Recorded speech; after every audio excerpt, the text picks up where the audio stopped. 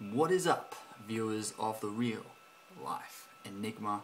Thank you for tuning in to another Real Life Enigma video. Now, I promised it, so I will deliver it. I said that I was going to do a questions and answers sort of video, and that's exactly what I'm going to do. With a little bit of a twist.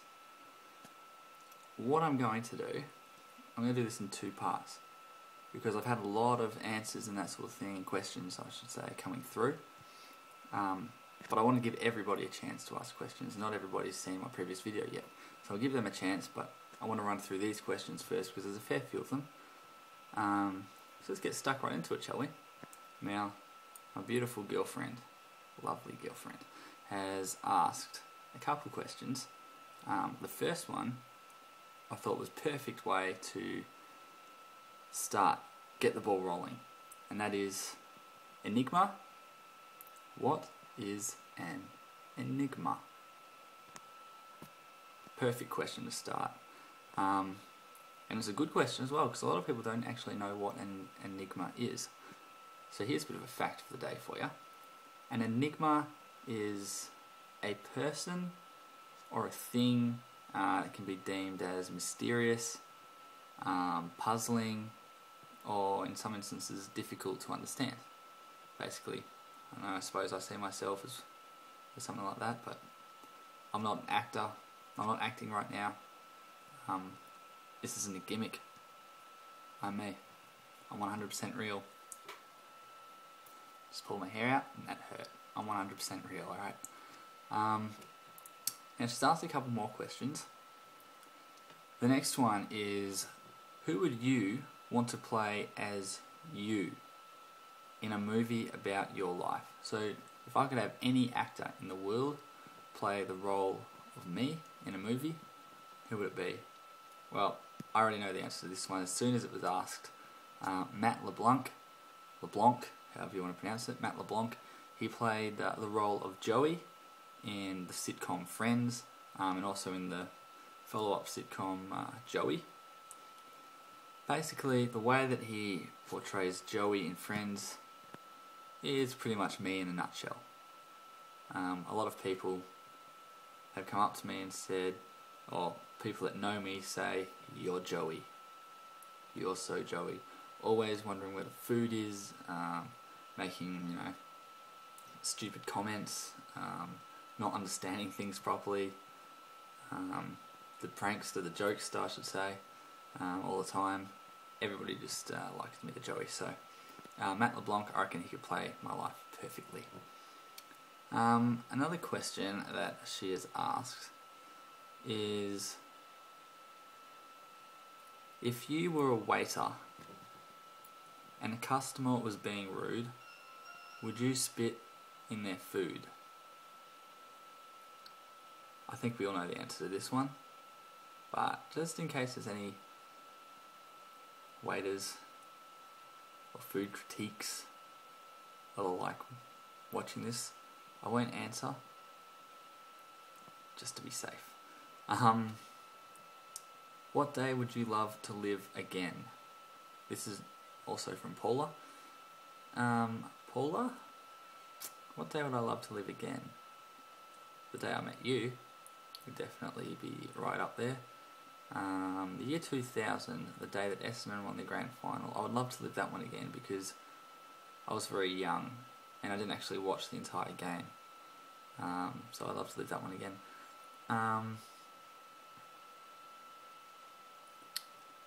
I suppose the first day that I was in Mildura, when I saw you again, because that was the day that I realised that I see my future with you. So there you go. Now, next question comes from Cody Springer. You can follow him on Twitter at _CS10. So that's at, that at sign, at _CS10.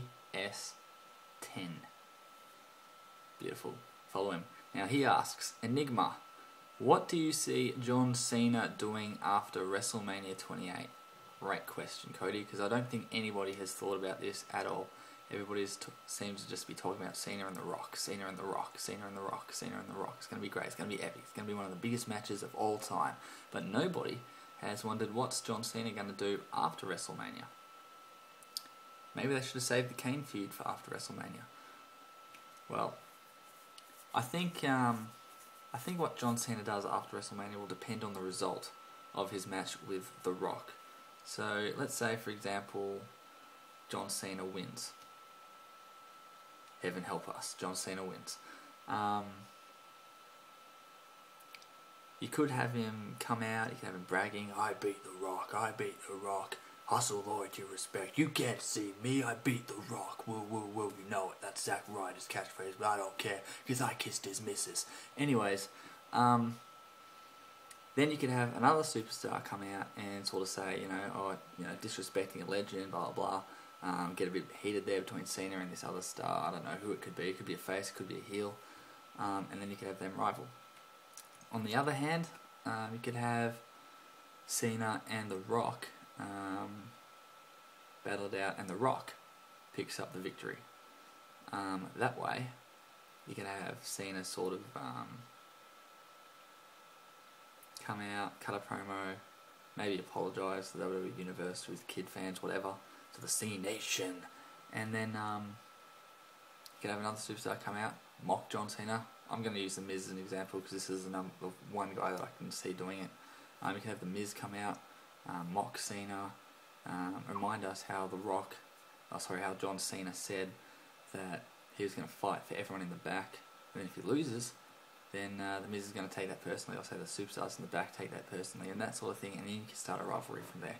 So, if those two things don't happen, then I suppose it's the obvious, and John Cena will be back in the WWE title hunt. Thanks for your question, Cody. Don't forget to follow him at _CS10 on Twitter. Now, the next question comes from the Wrestling Vengeance website. Join it today if you're a wrestling fan. It's wrestlingvengeance.com. Y2J is a god, a username on there. He asks, Enigma, do you think it was a good idea that Sting never joined the WWE? Good question, good question. I think everybody wanted to see Sting in the WWE at one point, at least just to see him in a WrestleMania match, have a WrestleMania match, and their own #1 WrestleMania match everyone wanted to see, Sting versus The Undertaker. And that was very close to happening last year. Unfortunately, it didn't come through, but am I going to hate on Sting for never going to the WWE? Oh, hell no. Hell no. In fact, I respect Sting even more because he was never in WWE. He made himself one of the biggest legends in wrestling history without needing WWE to help him. So I respect that. He made himself one of the biggest legends of all time. He was a 15-time world champion in WCW and TNA. And that's saying something. That's full credit to him. He didn't rely on WWE. He became a legend in his own right. Full credit to Sting, and I'm one of his biggest fans. Now, the next question that I'm just going to bring up now comes from Pierrette. Now, you can follow Pierrette on Twitter as well, and that's at wild4BLS. Now, let me spell this right. I think it's a singer or something like that, I'm not sure. But it is at WYLDE, the number 4, BLS. And she asks, Enigma, do you follow the Lord?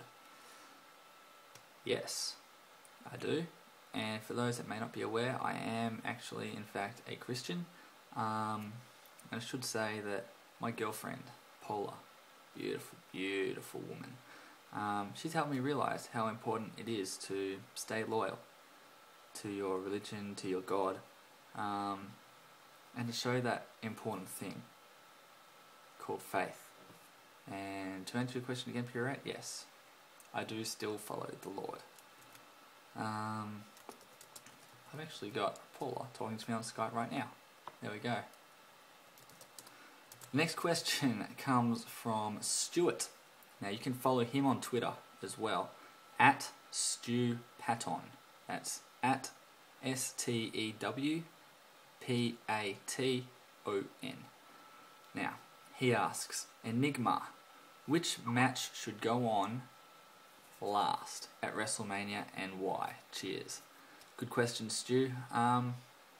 It's obviously out of 3. It's out of The Rock versus John Cena, CM Punk versus Chris Jericho for the WWE title, and The Undertaker versus Triple H inside Hell in a Cell. I think the match that will go on last is definitely The Rock and John Cena. I mean, they've been hyping this match up for the entire year. Even though The Rock's appeared about 4 times, 5 times. Don't get me wrong, I'm just glad I get to see him in the ring again. It's in Miami, which is The Rock's hometown. It's icon versus icon, legend versus legend, 2 of the biggest stars of all time. It's a mega star in The Rock versus the biggest star in WWE today in John Cena. It's definitely going to be the main event, and I think that's the right thing to do as well. Does it make the WWE title look bad? I don't think so, because CM Punk versus Chris Jericho is still going to blow the roof off, and it's still one of the main attractions for WrestleMania, and it's still going to be a fantastic match, and it already is like a fantastic feud. But this is a very, very special occasion with The Rock and John Cena. It's not every day you see 2 big legends from 2 different eras, pretty close at least to the prime of their life, in great physical shape, going off. This is like if we saw Bret Hart in 1990 versus The Rock in 2000. It's just, or Sting versus The Undertaker. Triple H from in 1999 versus The Ultimate Warrior in 1989. It's one of those special occasions where it's 2 massive icons going face to face. Speaking of face, they're both faces as well, which makes it even more iconic. The next question comes from the Notorious A-Rob. Now, he's got 2 questions, and he asks, Enigma, 1, how did you come up with the nickname The Real Life Enigma? Well, as I said before in the first question, you all learned what an enigma was: mysterious, difficult to understand, a little bit different, that sort of thing, which is me. The only difference is this isn't a gimmick.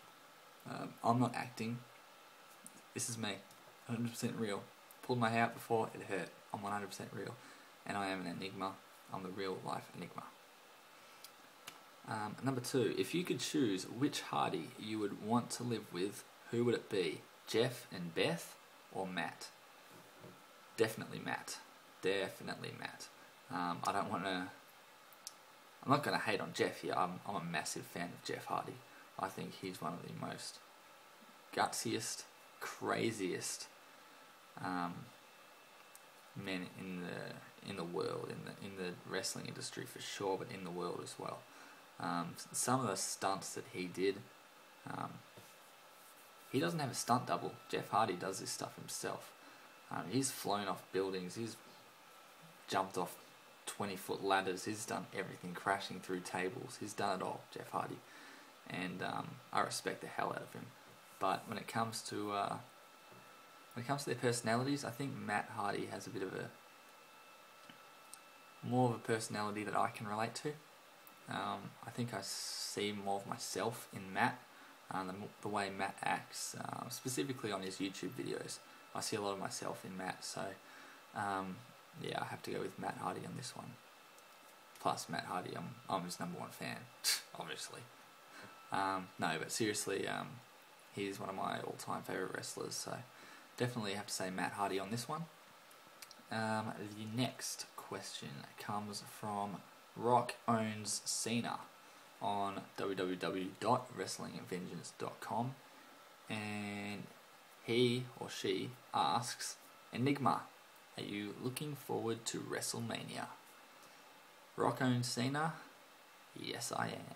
We only know a couple of matches at the moment. We know The Rock, Cena, we know Punk, Jericho, we know Triple H versus Undertaker inside Hell in a Cell. We know Sheamus versus Daniel Bryan, and you'll find out a few more matches on SmackDown. I'm not going to spoil it. Yeah, I am looking forward to it. I've been looking forward to it ever since The Rock and John Cena was made, because I am a lifelong Rocky fan, and I look forward to seeing The Rock doing his work one more time. Just one more time. It's going to be fantastic at WrestleMania. I'm definitely looking forward to it. Could be one of the biggest WrestleManias of all time. So thank you all for your questions. I think Paula wants to jump on Skype with me now, so I'm going to leave you at that. But if you've got any more questions, let me know them, and I'll be sure to answer them in my next installment. Till next time, peace guys, take care.